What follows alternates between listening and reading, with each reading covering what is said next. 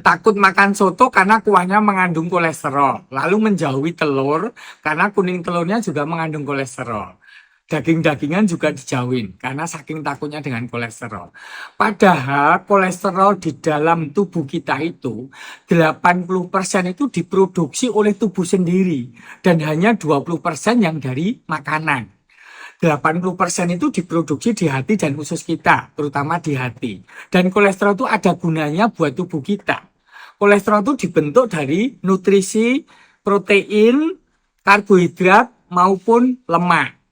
Dan kemudian bingung juga menghindari makanan yang berlemak. Ya memang ada beberapa lemak atau minyak-minyakan yang perlu dihindari ya. Kalau misalnya minyak jenuh maupun minyak trans itu memang sebaiknya dikurangin karena itu membuat LDL kolesterol kita itu tinggi. Jadi perlu dibedakan mana yang perlu dihindari secara tepat dan mana yang memang harus dikonsumsi untuk kebutuhan nutrisi kita. Peningkatan kolesterol itu tidak melulu disebabkan oleh makanan. Saya tadi sebutkan 20% saja peningkatan kolesterol kita itu yang disumbangkan oleh makanan. Penyebab lain itu lebih banyak yang menyebabkan produksi kolesterol yang 80% diproduksi dalam tubuh tadi itu meningkat. Misalnya kegemukan, kemudian kurangnya aktivitas fisik, misalnya mager saja.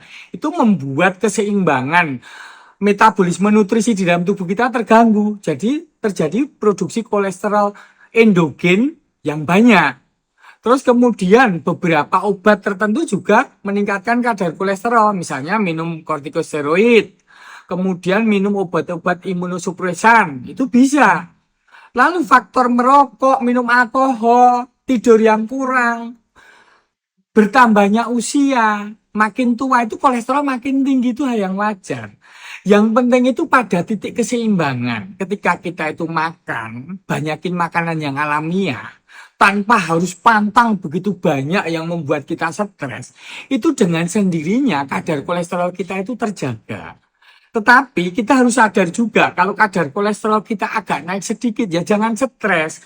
Selama tidak ada faktor risiko yang lain yang menyebabkan kolesterol tadi, terutama kolesterol yang berupa LDL kolesterol tadi ngeplak di selang pembuluh darah, ya faktor risiko tadi ya banyak terkait dengan mager, kurang aktivitas fisik, kemudian misalnya ada faktor risiko diabetes maupun hipertensi, ya kita memang perlu lebih berhati-hati, tetapi sebaiknya jangan terpenjara. Karena stres kurang tidur itu sendiri menyebabkan kolesterol itu juga naik.